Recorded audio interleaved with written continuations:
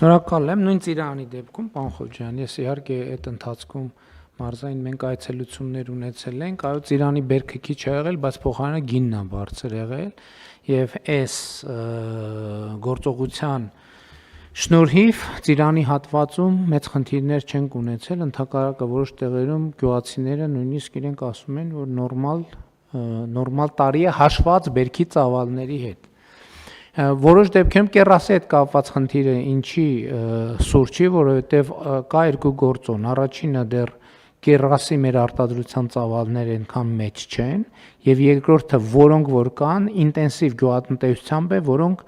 բոլորովին այլ սխեմաներով են աշխատում եւ իրենց մատակարարումները 1, 2, երբեմն 3 տարի առաջ արդեն պլանավորված են եւ այդտեղ խնդիր չկա։ Բայց դուք ձեր խոսքում մի բառ օգտագործեցիք, որը կարծում եմ մեր իրականության մեջ թերագնահատված է, որովհետև մենք այդ կարգի բառեր սովորաբար չենք սիրում, բայց դրանք ամենակարևոր բառերն են, դուք ասացիք ադապտացիա։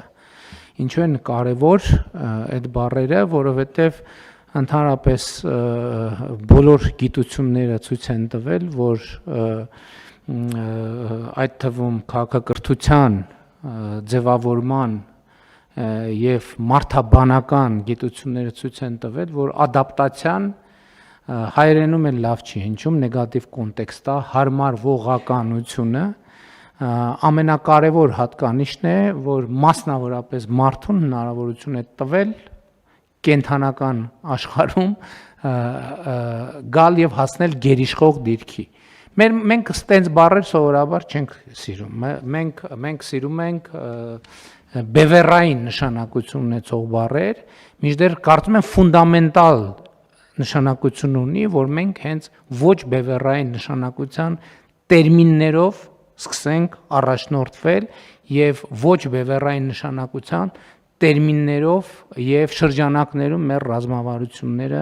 կարողանանք ձևավորել,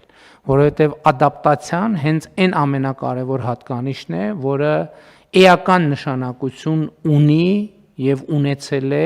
եւ առաջիկայում պետք է ունենա մեր պետության, մեր տնտեսության եւ ընդհանրապես մեր քաղաքականությունների համար։ Ինչի է սա կարևոր, որովհետեւ անկախ ամեն ինչից անընդհատ մեր շուրջ աշխարհում տեղի են ունենում փոփոխություններ, անընդհատ էական չէ, այդ փոփոխությունները կարող են լինել բացասական, այդ փոփոխությունները կարող են լինել դրական, բայց փոփոխությունները ինչքանով են դրական եւ բացասական, դա էլ է պայմանական, կախված նրանից, թե քո ադապտացիայի կարողությունները ինչպիսին են։ Եթե չկա ադապտացիայի կարողություն, նույնիսկ ամենադրական փոփոխությունները ունենում են բացասական ազդեցություն։ Եթե կա ադապտացիայի կարողություն, նույնիսկ ամենաբացասական փոփոխությունները հնարավոր է լինում ծառայեցնել սեփական խնդիրների եւ օրակարգերի հասցեագրմանը։ Դրա համար ես կարծում եմ, որ այո, եւ իհարկե ադապտացիան մենք միշտ էլ վերջին շրջանում, օրինակ դիվերսիֆիկացիայի մասին մենք 8 տարի է խոսում ենք տնտեսության դիվերսիֆիկացիայի մասին, բայց որևէ ծրագիր չի աշխատում մի պարզ պատճառով, մարդիկ չեն համարում, որ դրա անհրաժեշտությունը կա։ Ինչքան էլ քաղաքական խոսույթներ մենք զարգացնենք, կոչեր, հորդորներ եւ այլն, որովհետեւ մեր ընկալումը ինչ է եւ ինչպիսին պետքա լինի։ Էլի անդրադառնամ այդ թեմային, որ անկախությունը քչերից կախվածությունը փոխարիներն է շատերից կախվածության։ Որովհետև տեսեք, եթե մենք ունենք մի ոլորտ, որտեղ մեր գործակցությունը որևէ սուբյեկտի հետ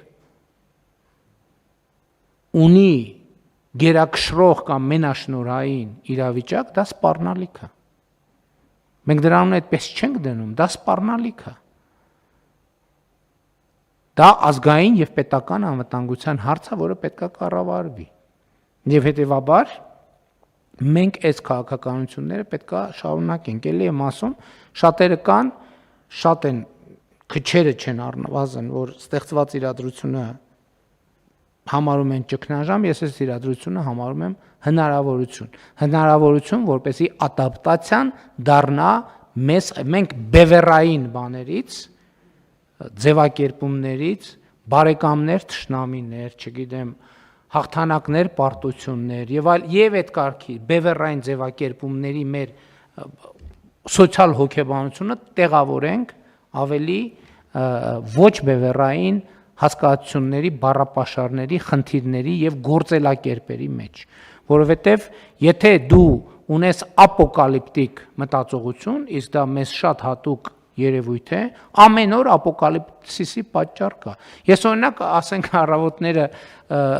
եւ իրիկունները եւ ցերեկներն էլ մեկ-մեկ երբեմն այդ ապոկալիպտիկ մտածողությունը ամեն օր կարելի է տեսնել, որ ինչ որ մեկը պնդում է, որ երկիրը կործանվում է։ Ամեն օր Աստծո ամեն օր կան ինչ որ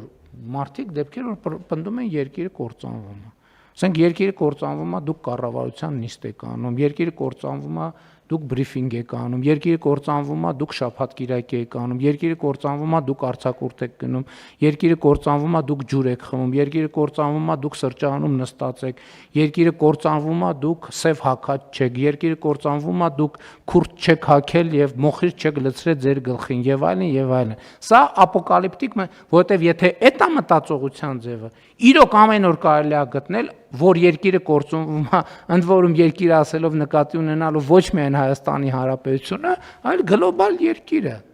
Գլոբալ երկիրը իրոք, եթե սա բանի հարց է, ընկալման հարց է։ Հիմա կարելի է բերել տասնյակ պատճառներ, թե ինչա երկիր մոլորակը կործանվում։ Տասնյակ պատճառներ։ Եվ կարելի է հակառակ պատճառներն էլ բերել, որովհետև նախ ուզում եմ հիշեցնել, որ երկիր մոլորակի պատմությունը ընդհանրապես ինքը կործանման պատմություն է, եւ ինքը բառից բուն իմաստով էլ է կործանվում, որովհետև տիեզերքի իմաստն է, բոլոր երկնային մարմինները գլորվում են անդունդը, շատ մեծ արագությամբ ընդ որում, արդեն մոտավորապես 13 միլիարդ տարի, եւ ըստ հաշվարկների մոտավորապես 1 տրիլիոն տարի էլ դեռ գլորվելու են դեպի անդունդը, այնպես որ դա նորմալ է,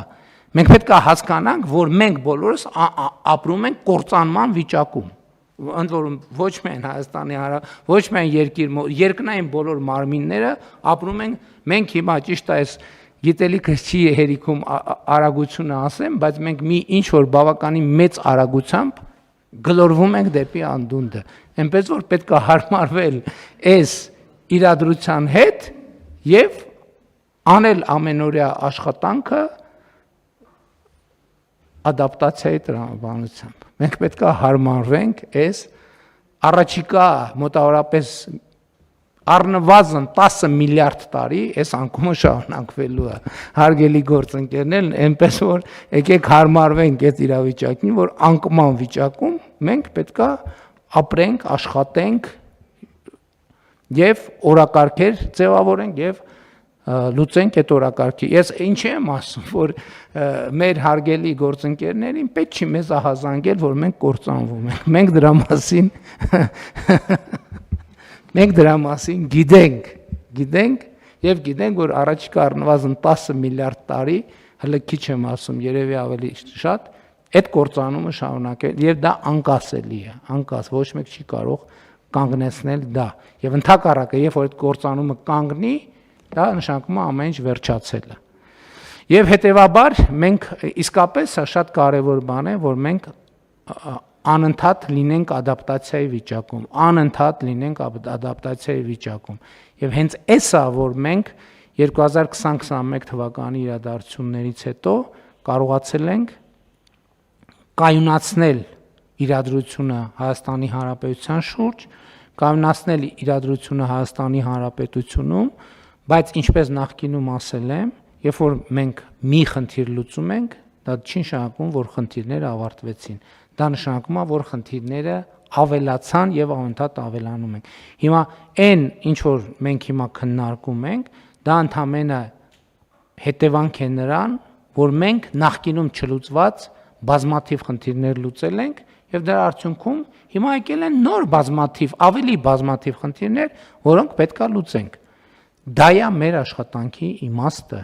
Եթե այդ ամեն ինչը չլներ,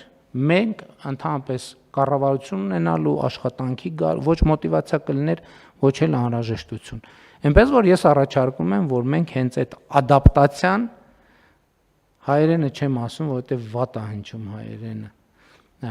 Այսինքն վատ է հնչում մեր այդ բանի մտածողության պատճառով, էլի այդ ապոկալիպտիկ մտածողության պատճառով։ Մենք չենք կարող բան պետքա ինչ որ բևեռային վիճակ լինի, բայց ադապտացիան պետքա դառնա մեր հիմնական գործելակերպը, որովհետև դա է, որ բերում է իրական փոփոխությունների, դա է, որ բերում է որակական փոփոխությունների, եւ մենք այս տրամաբանությամբ պետքա առաջ շարժվենք։